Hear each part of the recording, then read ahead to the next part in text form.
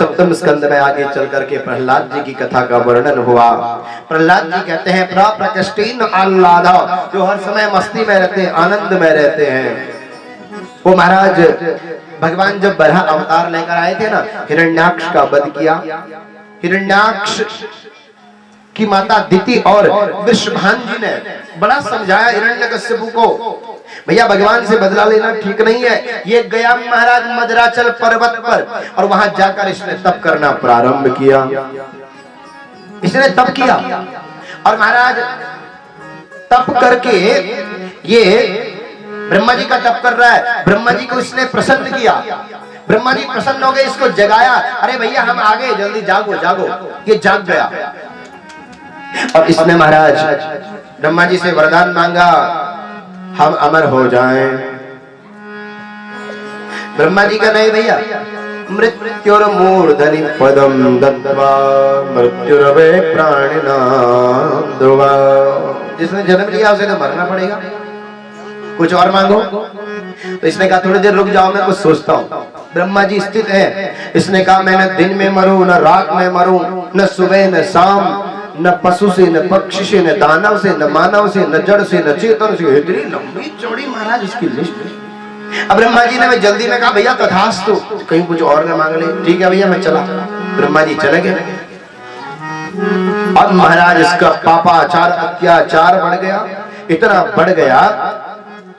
इसने एक दिन क्या हुआ, अपने छोटे पुत्र प्रहलाद को बुलाया सभा दरबार में और कहा, अरे मैंने सुना है तू बड़ी अच्छी अच्छी बातें करता है, जरा मुझे भी बता ना। महाराज प्रहलाद ने कहा, हे पिताजी, जो बात मैं जानता हूं ना वो आपके पल्ले नहीं पड़ेगी। अरे अरे मैं आर्यावर्त का श्रेष्ठ विद्वान, अब तू कहता तेरी बातें मेरी पल्ले नहीं पड़ेगी, बता तो सही। तो प्रहलाद जी कहते हैं कि तत्साधु मन्ये सुनवर्यदेना सदा समुद्वेग्न विहामग्रहा हित्वात्मपापं ग्रहमन्दकूपं वनं गतो तत् हरिमाश्रयेत।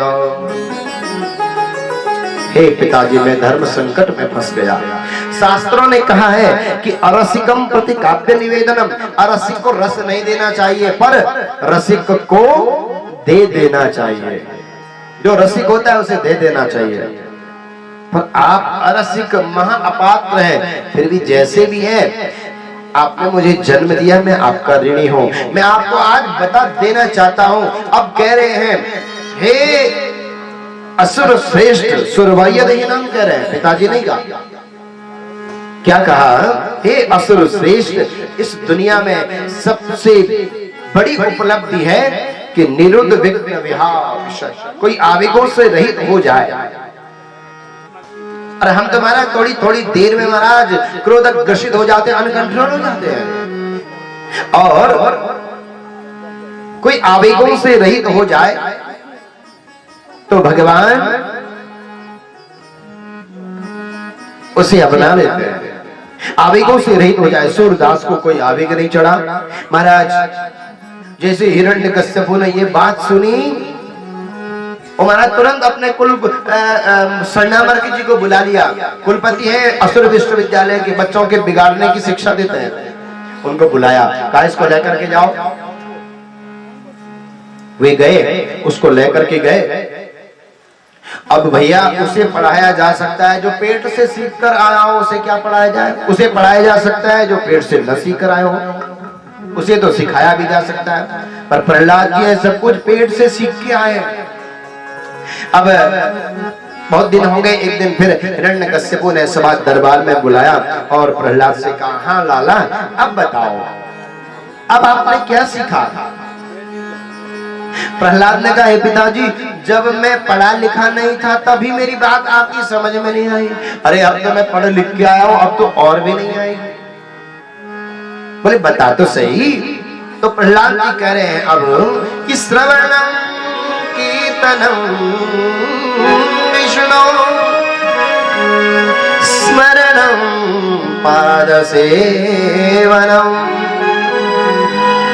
अर्चनम वंदनम दास्यम सत्य आत्मनिवेदनम। हे पिताजी, ये 9 प्रकार की भक्ति है, यदि इनमें से कोई भी व्यक्ति एक कर लेना तो भगवान का बन जाता है, गोविंद का बन जाता है। और महाराज जैसे ही हिरण्यकश्यप ने ये सुना तो महाराज बड़े बड़े अस्त्र शस्त्रों से कटवाया, अस्त्र शस्त्र टूट गए, प्रहलाद जी को खरोच तक नहीं आई, हाथियों से कुछ चलवाया, कुछ नहीं हुआ। हिरण्यकश्यप ने कहा, अरे प्रहलाद तुझे होता क्यों नहीं कुछ भी? बोले जनार्दन स्मरानुभावा, अरे ये तो मेरे जनार्दन के स्मरण का प्रभाव है कि मुझे कुछ होता नहीं है। अब महाराज और गुस्सा आ गया, अच्छा तेरा स्मरण सब निकल आएगा, जाओ भैया जाओ इसे कारागार में डाल दो। जब भोजन पानी कुछ मिलेगा नहीं ना 2-4 दिन तो सब स्मरण आ जाएगा। अब प्रहलाद जी जा पहुंचे कारागार में, द्वारपाल महाराज बाहर खड़े हैं और इधर जो है प्रहलाद जी को और मस्ती चढ़ गई, कारागार में और भजन करने लग गए। अब 4 दिन हो गए, प्रहलाद जी ने कुछ खाया पिया नहीं। वही क्षण महाराज कोई भक्त भगवान को भोग लगा रहे थे, भगवान ने थाली ही वहां से अंतर्धान कर दी और जा पहुंचे कारागार में प्रहलाद के पास। कहा, अरे प्रहलाद, अरे पहले कुछ खा लो, फिर पहले भोजन फिर भजन।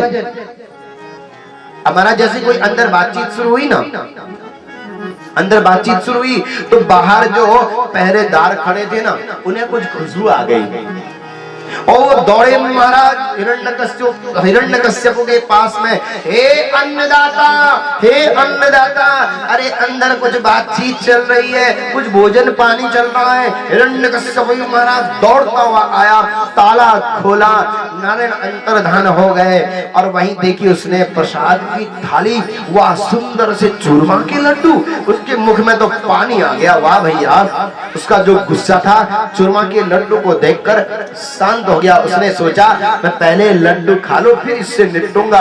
जैसे लड्डू खाने के लिए उसने हाथ आगे बढ़ाए, थाली अंतर्धान हो गई और महाराज उसका क्रोध और चढ़ गया, हाथियों से कुचलवाया, पहाड़ से फेंकवाया, प्रहलाद को कुछ नहीं हुआ और चिंतित हो गया। तो वही क्षण आ गई होलिका बुआ,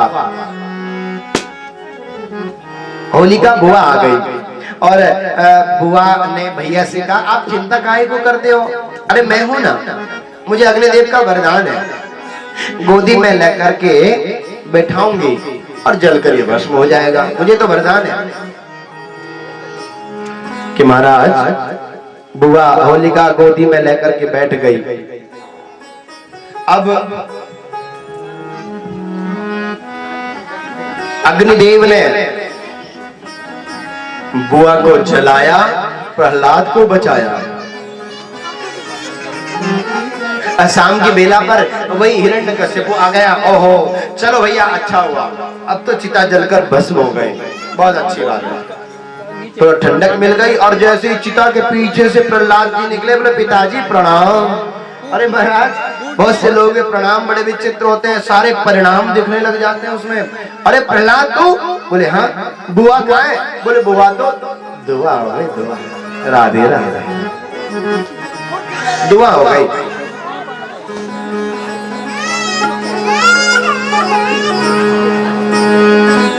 बोले बुआ तो दुआ हो गई।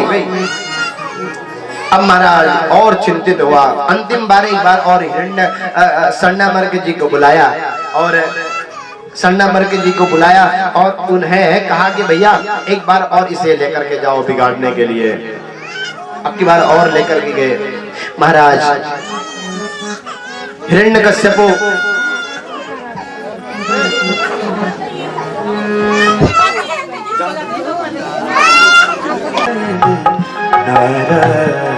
नारायण भगवान की जय, भगवान भगवान की जय।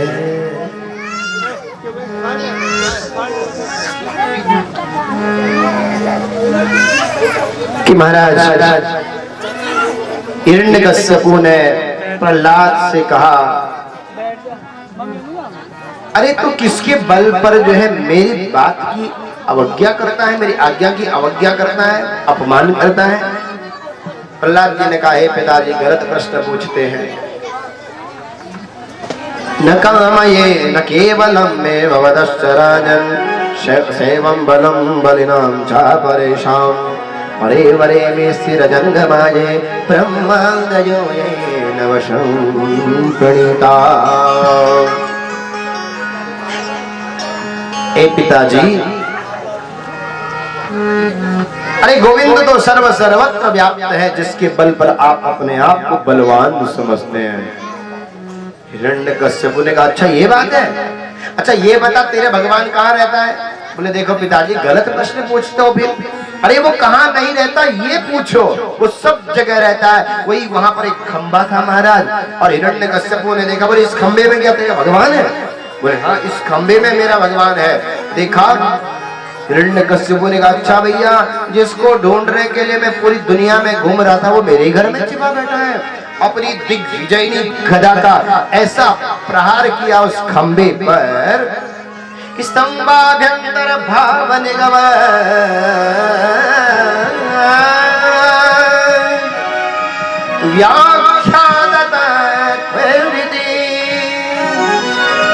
यह पंचानन पंचजन्य वपुषा व्यादिष्टवे स्वात्मजा प्रह्लादा विहिता ततक्षण मिला प्रह्लाद विश्वात्मजा। अगड़ गड़ गड़ान है खंभ पाटन को कड़ान है, अगड़ गड़ गड़ान है खंभ फाटन को कड़ान है, निकरसो नर नागर को रूप अति भयानक है, रूप अति भयानक है। भगवान सोचते मैं क्या करूं, मैं नर बनूं या सिंह बनूं? नरसिंह महाराज दोनों का मिश्रित शरीर को लेकर भगवान नरसिंह वहां प्रकट हो गए। बोले नरसिंह भगवान की जय। अब महाराज भगवान ने हिरण्यकश्यप को पकड़ लिया, न घर के बाहर न घर के अंदर दहलीज पर बैठ गए, न दिन में न रात में। महाराज शाम की वेला न पशु से न पक्षी से न दानव से न मानव से, मना न जड़ से न चेतन से, नाखूनों से उसके हृदय को विदीर्ण कर दिया। और महाराज हिरण्यकश्यप गदप प्राण हो गया। भगवान तांडव करते थे, सब लोग उन्हें देखकर थर-थर कांपते थे, क्योंकि सब उनके मुख में देख रहे थे, वहां से ज्वाला निकल रही थी और प्रहलाद उन्हें देखकर नाच रहे थे। क्यों? क्योंकि प्रहलाद उनके चरणों में बंधी हुई नूपुर को देखकर नृत्य कर रहे थे। ब्रह्मादि देवताओं ने महाराज महालक्ष्मी के सहित प्रहलाद जी को आगे किया, और जैसे ही प्रहलाद को हिरण्यकश्यप भगवान नरसिंह ने देखा तो महाराज तत्क्षण वहां क्षंतव्यमेंग समये यदि में विलंब। अरे मेरे प्यारे, यदि मुझे आने में कोई विलंब हुआ हो ना तो मुझे क्षमा कर देना। भगवान कह रहे हैं अरे इस दुनिया में कोई यदि सही समय पर पहुंचता है तो मेरा गोविंद ही है वो जो सही समय पर पहुंचता है, वो 1 मिनट आगे न पीछे। नहीं तो बहुत से लोग होते हैं या तो 5 मिनट बाद या 5 मिनट पहले पहुंचते हैं। सही समय पर यदि कोई पहुंचता है तो मेरे गोविंद ही है। कि महाराज अरे प्यारे, मैं तो इतना चाहता था कि बस तेरा यश दिग्दिगंत व्याप्त हो जाए। भगवान ने प्रहलाद से कहा कुछ मांगो। प्रहलाद ने कहा मुझे कोई आवश्यकता नहीं है। बोले नहीं, अरे तुझे कुछ नहीं चाहिए तो जो ये मंगताओं की लाइन लगी है ना, इनको तो कोई संदेश दो, इनको तो कुछ बताओ कि मेरे पास आके क्या मांगना चाहिए। तब कह रहे हैं कि कामी नारे प्यारे जिम लोभी प्रिय जिमी काम। बोले जब तक आप मुझे न मिलो तब तक मैं कामियों की तरह आपको चाहूं, और जब आप मुझे मिल जाए तो लोभियों की तरह मैं आपको चाहूं। महाराज भगवान ने प्रहलाद के ऊपर मंगलमय कृपा परिवर्ष की। भगवान अंतर्धान हो गए। बोले भक्त वत्सल भगवान की जय।